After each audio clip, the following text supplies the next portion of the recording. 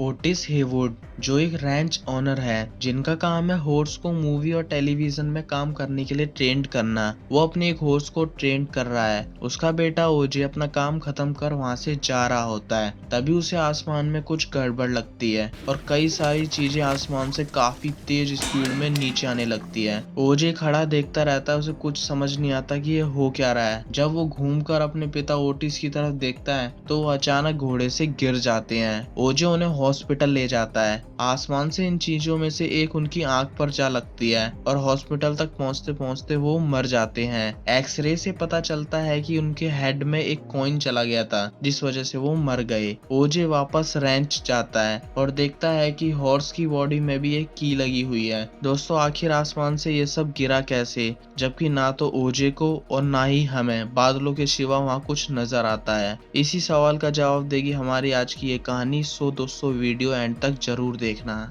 6 महीने बाद ओजे अपने हॉर्स के साथ फिल्म सेट पर है। तभी असिस्टेंट डायरेक्टर उसे सेफ्टी मीटिंग के लिए कहता है। दोस्तों, ओजे को ये काम बिल्कुल नहीं आता। वो हॉर्स को कंट्रोल कर सकता है बस। असल में ये काम उसकी बहन एम को करना था, लेकिन वो यहाँ टाइम पर आई नहीं है। तभी एक्टर डायरेक्टर सब आ जाते हैं और ओजे को सेफ्टी मीटिंग के लिए बोला जाता है। वो कैसे भी करके अटक अटक कर बोलना शुरू करता है। तभी उसकी बहन आती है जो इस काम की एक्सपर्ट है। वो जल्दी से सिचुएशन को संभाल लेती है, लेकिन लक्की सिचुएशन बिगाड़ देता है। दोस्तों, लक्की घोड़े का नाम है। जैसे ही उसके कोई पीछे मिरर बॉल लाता है, हॉर्स को कुछ अजीब लगता है और उसे किक से तोड़ देता है। लक्की के इस एक्शन का रिएक्शन ये होता है कि ओजे के हाथ से वो फिल्म चली जाती है, जिससे उसे बहुत उम्मीद थी कि इसमें काम करके जो पैसे मिलेंगे उनसे उसकी कई प्रॉब्लम सॉल्व हो सकती थी।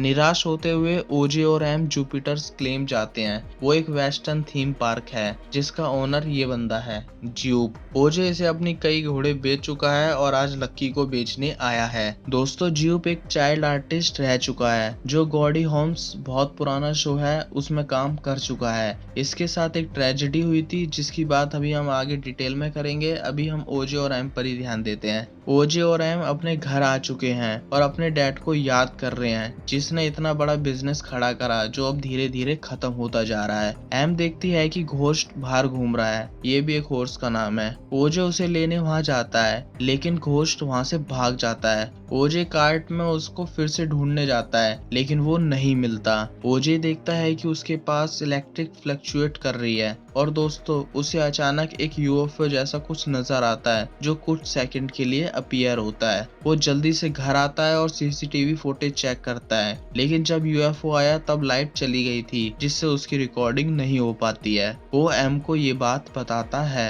अगले दिन वो दोनों सोचते हैं कि अगर वो उस यूएफओ जैसी दिखने वाली चीज की फोटो या वीडियो बना पाएंगे तो इस डिजिटल प्रॉपर्टी से वो बहुत पैसा कमा सकते हैं। इसलिए वो सबसे पहले इलेक्ट्रॉनिक स्टोर जाते हैं और हाई क्वालिटी के मोशन सेंसर बेस्ड सीसीटीवी कैमरे खरीदते हैं जिनका खुद का पावर बैकअप होता है ताकि लाइट जाने पर भी वो काम करते रहें। इन कैमरास के इंस्टॉलेशन के लिए एंजल नाम का टेक्नीशियन आता है जो घर के चारों तरफ कैमरा लगा देता है, लेकिन उसे तब अजीब लगता है जब ओजे सभी कैमरास के एंगल आसमान की तरफ करवा देता है। वो समझ जाता है कि ओजे किसी की तलाश कर रहा है। तभी एम एक हॉर्स का पुतला लेकर वहां रख देती है। रात में कुछ शैतान बच्चे क्लोवर को बाहर छोड़ देते हैं, ये भी एक हॉर्स का नाम है। ओजे उसे लेने जाता है, तभी फिर से क्लोवर भी घोस्ट की तरह वहां से भाग जाता है। और दोस्तों, ओजे देखता है कि एक क्लाउड है जो घोड़े के पुतले को अपनी तरफ खींच लेता है। इसी दौरान एंजल एम को फोन कर बताता है कि उनके छत वाले कैमरे पर कीड़ा बैठा हुआ है और कैमरा नंबर 2 बंद हो चुका है। दोस्तों, वो कैमरा वहीं पर है जहाँ ओजे खड़ा हुआ है इस वक्त। एम फोन पर बात करते हुए बाहर आती है, तभी उसकी की तरफ क्लोवर आ रहा होता है और उसके आसपास की लाइट फ्लक्चुएट करने लग जाती है। वो समझ जाती है कि यूएफओ उसकी तरफ आ रहा है। वो कैमरे पर कीड़े को हटाने के लिए छत पर जाती है। इतने में वो अनआइडेंटिफाइड चीज क्लोवर को गायब कर देती है। ये सब होने के बाद ओजे फुटेज चेक करता है, लेकिन उसे कुछ नहीं मिलता। दोस्तों, ये चीज जहाँ भी जाती है वहाँ के इलेक्ट्रिक आइटम सब फेल हो जाते हैं, चाहे उनमें अलग से बैटरी ही क्यों ना लगी हो। अगले दिन एम सिनेमेटोग्राफर को फोन करती है जिनका नाम एंटलर होस्ट है। दोस्तों, ये वही डायरेक्टर है जो हमें शुरुआत में दिखा था जब ओजे लक्की को लेकर शूटिंग करने गया था। एम उसे उनके लिए एक रियलिटी बेस्ड डॉक्यूमेंट्री शूट करने को बोलती है जो दुनिया में तहलका मचा देगी, लेकिन एम के इस ऑस्कर विनिंग प्लान पर एंटलर मना कर पानी फेर देता है। एंजल उनके घर आता है और एक क्लाउड को देखकर चौंक जाता है। वो उसे अपने लैपटॉप पर पिछले 24 घंटे से देख रहा है जो अपनी पोजीशन से बिल्कुल नहीं हिला है। एंजल ओजे का कैमरा एक्सेस कर सकता है। ओजे इन दोनों को बताता है कि वो इस बादल को पिछले 6 महीने से वहीं देख रहा है। अब आते हैं ज्यूप वाली कहानी पर। हुआ ये था कि जब ज्यूप एक टीवी शो कर रहा था तब वो और उसके साथ के एक्टर्स एक चिंपैंजी के साथ शूट कर रहे होते हैं और तभी एक बलून फट जाता है जिसकी आवाज सुनकर चिंपैंजी अपने आप को खतरे में महसूस करता है और 6 मिनट 12 सेकंड के अंदर वो ज्यूप को छोड़कर सबको बहुत ही ब्रूटैलिटी के साथ मार देता है। एंड में जब ज्यूप के सामने वो चिंपैंजी आता है, इससे पहले कि वो उसे कुछ करे, अथॉरिटी वाले आकर उसे मार देते हैं। इस पूरे इंसिडेंट का ज्यूप पर काफी डीप इम्पैक्ट पड़ता है। और दोस्तों, इस शॉर्ट स्टोरी से हमें ये शिक्षा मिलती है कि कभी भी एनिमल्स को उंगली नहीं करनी चाहिए, ना ही डायरेक्टली और ना ही इनडायरेक्टली।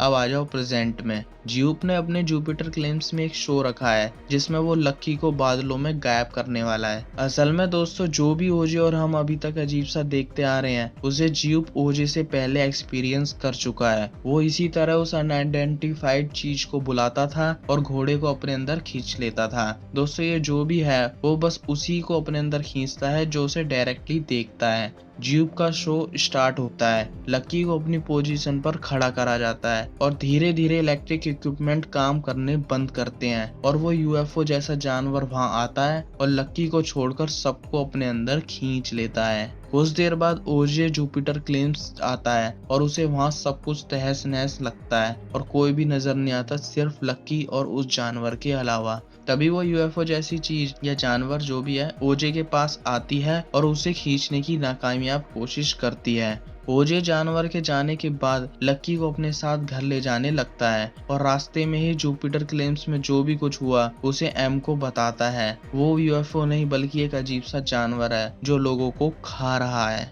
एम के फोन पर बात करते करते लाइट चली जाती है, मतलब कि वो जानवर एम के पास आ चुका है। तभी उसके घर में एंजल आता है। एम देखती है कि अचानक उसके घर के आसपास बारिश रुक चुकी है और जो भी इनऑर्गेनिक थिंग थी वो सब एम के घर पर तेजी से गिरने लगती है, जैसे उसे कोई काफी प्रेशर से फेंक रहा हो। दोस्तों, ऐसा सीन हम पहले भी एक बार देख चुके हैं, लेकिन इस बार उनके घर पर खून की बारिश होने लगती है। उस जानवर ने जितने लोगों को जुपिटर क्लेम्स में खाया था उन सबका खून एम के घर पर गिरा देता है। और दोस्तों, ये सीन बहुत ही डरावना लगता है। ओजे अपने घर के पास पहुंचता है, उसकी गाड़ी बंद होती है और वो अपने घर पर हो रहे ब्लड रेन को देखता है। तभी वो हल्का सा गेट खोल ऊपर देखता है तो उसे वो जानवर अपने ऊपर नजर आता है। और दोस्तों, कुछ देर में ये होता है। ये वही घोड़ा है जो क्लोवर के साथ इसने खा लिया था। जब तक वो जानवर वहां से ना चला जाए तब तक ना तो ओजे अपनी गाड़ी से बाहर निकलता है और ना ही एम और एंजल घर से बाहर निकलते हैं।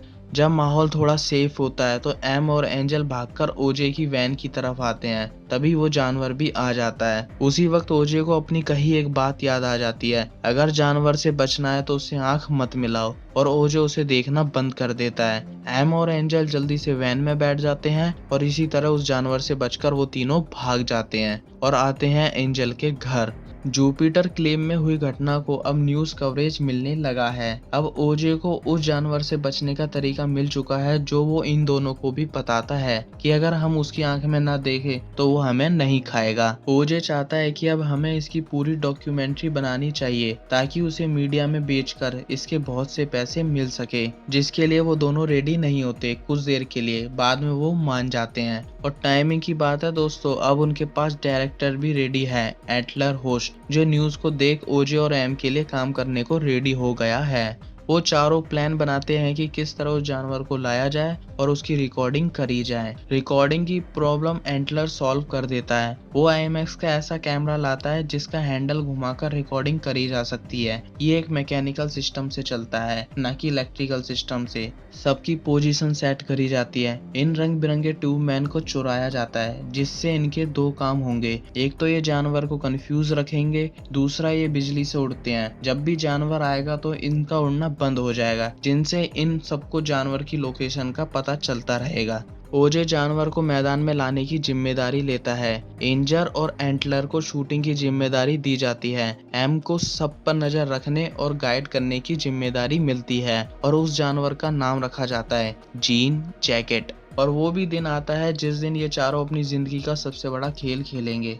सब प्रॉप्स अपनी जगह लगा दिए जाते हैं, कैमरा सेट कर दिया जाता है, इलेक्ट्रिकल भी और नॉन इलेक्ट्रिकल भी, और म्यूजिक ऑन किया जाता है एज ए इंडिकेटर। जब म्यूजिक बंद तो खेल चालू। एंटलर बिना जानवर के आए आईमैक्स से शूट करना शुरू करता है। तभी एक हर्डल उनके सामने आता है। सिर्फ वही लोग उस जानवर की डॉक्यूमेंट्री नहीं बनाना चाहते। जब से बात न्यूज में आई है, बहुत से लोग ऐसा करना चाहते हैं, जिनमें से एक बंदा ये होता है, इलेक्ट्रिक बाइक वाला। एम उसे रोकने की कोशिश करती है, लेकिन वो रुकता नहीं है और सीधा रैंच की तरफ जाता है। लेकिन ओजे एंड टीम के लिए अभी के लिए बाइक वाला उस जानवर के लिए चारा हो सकता है जो खुद शिकार होने जा रहा है, और इसका फायदा एंटलर उठाना चाहता है। वो बाइक वाले को शूट करना शुरू करता है और दोस्तों एक पॉइंट पर आकर उसकी इलेक्ट्रिक बाइक अचानक बंद हो जाती है और वो गिर जाता है। सारे इलेक्ट्रिक कैमरा काम करने बंद करते हैं। ओजे उस बाइक वाले के पास जाता है। एम, एंटलर और एंजल सब मना करते हैं उसे ये सब करने से, लेकिन वो फिर भी हिम्मत करके वहां जाता है। ओजे उसे उठकर हॉर्स पर बैठने को बोलता है, लेकिन उस बंदे को कैमरा चाहिए। उसे अंदाजा भी नहीं होता कि अब उसके साथ क्या होने वाला है। और यहाँ आईमैक्स की रील फुल हो चुकी है। उसे रीलोड करना शुरू किया जाता है। एंटलर एक भी सीन उस जानवर का मिस नहीं करना चाहता। यहाँ ओजे उस बाइकर को उठाने आता है, तभी उसे हेलमेट पर वो जानवर नजर आता है और उसे मजबूरन उस बाइकर को छोड़कर जाना पड़ता है। तभी हवा का स्टॉर्म आता है और वो बाइकर जानवर की बॉडी में चला जाता है, लेकिन एंटलर इसे रिकॉर्ड नहीं कर पाता क्योंकि रील जब तक रिलोड ही नहीं हो पाती और वो जानवर अपना काम कर देता है। थोड़ी देर बाद ओजे भी खतरे में आ जाता है, लेकिन वो अपना रूल नहीं भूलता, उसे डायरेक्ट देखने का, और वो सेफ रहता है। अब एंटलर का आईमैक्स रेडी है शूट करने के लिए। ओजे हुडी की कैप पहनता है जिस पर नकली आंखें लगी हुई हैं, और वो यूएफओ जैसे दिखने वाला जानवर ओजे के पीछे पड़ जाता है। और दोस्तों एंटलर को उसका बहुत गजब का सिनेरियो शूट करने का मौका मिलता है, जिसे वो छोड़ता भी नहीं है। ओजे एक छोटा पैराशूट सा खोल देता है और खुद से कूदकर शेड में आ जाता है। उस जानवर को पैराशूट आंखें लगने लगती है, जिस वजह से वो डाइवर्ट हो जाता है। और दोस्तों मिशन सक्सेसफुल। वैसे तो ये मिशन यहीं तक प्लान किया गया था, लेकिन एंटलर को इतने में सेटिस्फेक्शन नहीं मिलता। वो खुद कैमरा लेकर माउंटेन के टॉप तक जाता है और शूट करना शुरू करता है, और वो जानवर कुछ ही देर में उसके पास आता है और उसको भी अपनी तरफ खींच लेता है। लेकिन दोस्तों एंटलर के हाथ में जब तक कैमरा नहीं छूट जाता, वो रिकॉर्डिंग करता रहता है। लेकिन इसके बाद सब कुछ गड़बड़ हो जाता है। एंटलर की जाबाजी सब देखते हैं, जिस चक्कर में एंजल भी उस जानवर के चपेटे में आते आते बिल्कुल बच जाता है, सिर्फ नीले कपड़े और फेंसिंग वाले वायरों के कारण। लेकिन इक्विपमेंट, रील, कैमरा सब टूट जाते हैं, जिससे वो मिशन अब तक सक्सेसफुल था वो अब अनसक्सेसफुल हो जाता है। इसके बाद एम का नंबर आता है। वो भी उससे छिपने की नाकामयाब कोशिश करती है, लेकिन अभी तो वो उससे कैसे भी करके बच जाती है, और अब उस जानवर का शेप बदलकर जेली फिश जैसा हो जाता है। एम ओपन एरिया में भाग रही होती है उससे बचने के लिए, और वो भागकर इलेक्ट्रिक बाइक के पास पहुंचती है। यहाँ ओजे अपनी बहन को बचाने के लिए उस जानवर का ध्यान अपनी तरफ करता है, जिससे एम वहां से बचकर भाग जाती है। यहाँ वो जानवर अपना मुंह स्क्वायर शेप में खोलता है और एम को लगता है कि ओजे और उसका हॉर्स भी उस जानवर के पेट में गए। वो तेजी से जुपिटर क्लेम जाती है और एक बड़े से हीलियम बलून को खोल देती है, जिससे वो बलून ऊपर की तरफ जाने लगता है और वो जानवर उसे खाने की कोशिश करता है। और दोस्तों ये सब एक एनालॉग कैमरा के ऊपर हो रहा होता है जो कुएं जैसा दिखता है। जैसे ही वो जानवर उसे खाता है, एम उस कैमरा की पुली घुमाती है और एक परफेक्ट फोटो क्लिक होती है, जिसमें वो एलियन मॉन्स्टर जानवर जो भी है वो उस बलून को खा रहा है। और दोस्तों बलून को खाने के कारण वो फट जाता है, जिसकी शॉक वेव इतनी तेज होती है कि वो मॉन्स्टर खुद मर जाता है। एम अपने भाई को याद करते हुए रोती है।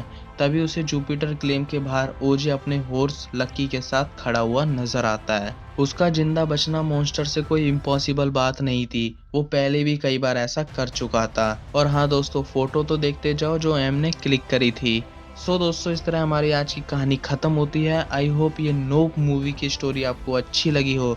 ऐसे ही मॉन्स्टर टाइप स्टोरी देखने के लिए आप द ग्रेट वॉल का एक्सप्लेनेशन देख सकते हो। मैं मिलूंगा जल्दी एक और अमेजिंग स्टोरी के साथ, जब तक के लिए बाय बाय।